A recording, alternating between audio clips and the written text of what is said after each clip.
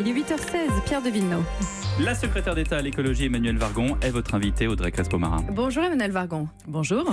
On a fait connaissance avec vous ces derniers jours. Vous êtes la ministre qui a répondu en mode selfie sur son téléphone chez elle au ras-le-bol d'une Française, Jacqueline Moureau, cette dame aux cheveux gris, devenue le symbole des Français en colère et dont le coup de gueule, aussi en mode selfie sur son téléphone chez elle, a été vu près de 6 millions de fois. Extrait.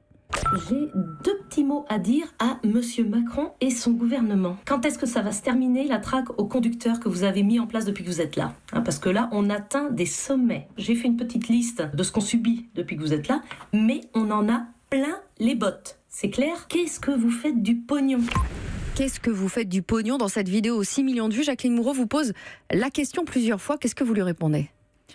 En fait, j'ai pensé que c'était utile de lui répondre parce qu'il y a plein de gens qui s'informent par les réseaux sociaux et 5 millions de vues à ce moment-là, 6 millions aujourd'hui, ça veut dire que ça exprime quelque chose. Donc c'est pour Votre ça vidéo, pardon, je précise aux auditeurs, n'a été vue que 200 000 fois, donc 30 fois moins. Exactement. Donc ça en dit long sur est-ce que les ministres sont encore entendus aujourd'hui ? C'est pour ça que je pensais utile d'essayer d'utiliser les mêmes médias, et vous avez raison, il faut rester humble et modeste sur ces sujets. Cette vidéo a été vue 200 000 fois versus 5-6 millions, on n'est pas dans les mêmes volumes.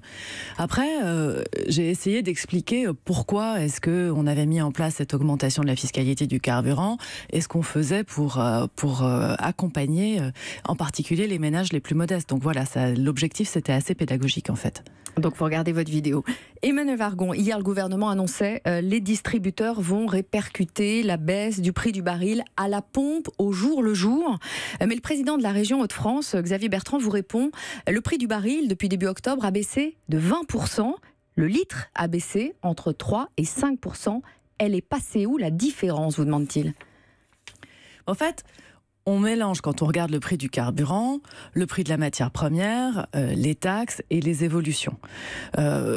D'abord, ce que je voudrais dire, c'est qu'avec 1 heure de SMIC dans les années 70, on roulait 30 km. Avec 1 heure de SMIC aujourd'hui, on roule 130 km. Donc le poids du carburant, quand on regarde sur longue période dans un budget, ça a plutôt baissé. Mais sur ce différentiel entre la baisse du prix du baril de 20% et le litre à la pompe entre 3 et 5%. Alors, il y a toujours un peu de temps, et c'était bien l'objet de la réunion avec les distributeurs hier à Bercy avec Bruno Le Maire et François de Rugy. Il y a toujours un petit peu de temps entre le prix international et la répercussion. Je crois que Total a annoncé qu'il s'engageait à baisser déjà de 3 centimes à la pompe. Alors c'est pas gagné, parce que je vous donne effectivement à la sortie de Bercy hier, voici ce que disaient les distributeurs. La marge finale des stations-service, c'est moins d'1 centime d'euro par litre. Ce sera difficile de faire plus. Et les pétroliers, Total, a dit ceci. On ne peut pas nous demander de faire encore des efforts supplémentaires. Donc c'est pas gagné. Mais c'est pas des efforts supplémentaires. Le prix, il varie. C'est une matière première internationale. Il y a une cotation, et même une cotation à Rotterdam. Quand le prix monte, ça se répercute à la hausse. Quand le prix baisse, ça se répercute à la baisse. De toute façon, les carburants sont toujours en train de bouger. Le prix n'est jamais stable. Mais leur intention la question, n'est pas de c'est faire la d'efforts durée supplémentaires. entre l'évolution du prix international et la répercussion. C'était ça l'objectif de la réunion d'hier. Et il me semble bien que Total s'est engagé à répercuter aussi vite que possible. Après, à moyen terme, le prix du carburant est plutôt à la hausse, et donc c'est aussi pour ça qu'il faut progressivement sortir des énergies fossiles, et c'est pour ça qu'on accompagne la transition. C'est toute l'idée de la politique du gouvernement. Et sur les intentions, elles sont pas si claires, des distributeurs et de Total à la sortie de Bercy hier, vous les entendez aussi ? Les intentions, c'est de répercuter quand c'est possible. Après, ils disent, on a une marge, on est comme tout le monde, il faut qu'on préserve notre marge. Mais c'était pas la question posée. La question, c'était pas qu'ils baissent leur marge uniquement, c'était aussi qu'ils n'absorbent pas à la baisse, la baisse du prix de la matière première. Emmanuelle Vargon, le journal Le Parisien ce matin ajoute, au 1er janvier, les taxes vont augmenter de 6,5 centimes par litre de diesel et de 2,9 centimes par litre d'essence, soit une facture d'1,9 milliard € supplémentaires pour les ménages, rien qu'en taxes.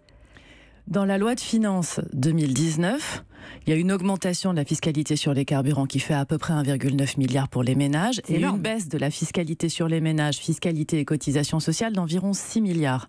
Donc il faut mettre en relation ces deux chiffres. Après, c'est des chiffres, c'est des montants... 6 milliards, ils sont contestés.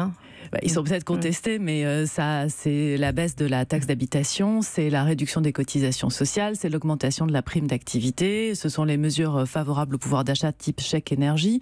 Donc si on regarde en masse, le gouvernement fait fait plus pour l'amélioration du pouvoir d'achat que la hausse des taxes sur les carburants. Emmanuel Vargon, la hausse des prix des carburants, elle pénalise en priorité les Français les plus pauvres et ceux qui habitent loin des grandes agglomérations. Et ça conforte l'image d'un président des riches, d'un président des villes. Vous le voyez ? En fait, on le dit, c'est pas un gouvernement qui est contre la voiture, c'est pas du tout le sujet. La voiture, elle est indispensable à plein d'endroits dès qu'on sort des villes. En revanche, il faut aller vers des voitures moins polluantes et à essayer de trouver des alternatives. Moi, hier, j'étais en banlieue de Rennes, dans un petit village, voir un monsieur retraité qui a bénéficié de la prime à la conversion. C'est plutôt un Français catégorie modeste.